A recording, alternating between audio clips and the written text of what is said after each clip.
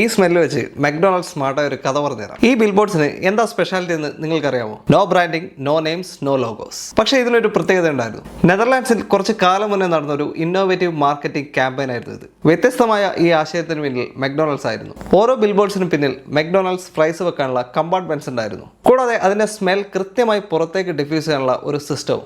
ആളുകൾ ആ വഴി പോയപ്പോഴൊക്കെ സ്മെല്ലിൽ അട്രാക്റ്റഡ് ആയിട്ട് അവിടെ സമയം ചെലവഴിക്കുകയുണ്ടായി. അതിന്റെ സ്മെൽ അവർക്ക് അത്രയും പരിചിതമായിരുന്നു. അതുകൊണ്ട് തന്നെ അവർ പെട്ടെന്ന് ബ്രാൻഡ് തിരിച്ചറിഞ്ഞു. പോരാത്തതിന് ഒരു മക്ഡൊണാൾഡ് ഔട്ട്ലെറ്റിന്റെ തൊട്ടടുത്ത് തന്നെയായിരുന്നു ഈ ബിൽ ബോർഡ്സ് പ്ലേസ് ചെയ്തിരുന്നത്. സ്വാഭാവികമായും ഈ സ്മെല്ലിൽ ആകൃഷ്ടരായ പല കസ്റ്റമേഴ്സും അവരുടെ ഔട്ട്ലെറ്റ് വിസിറ്റ് ചെയ്യുകയും അവർക്ക് സെയിൽ നടക്കുകയും ചെയ്തു.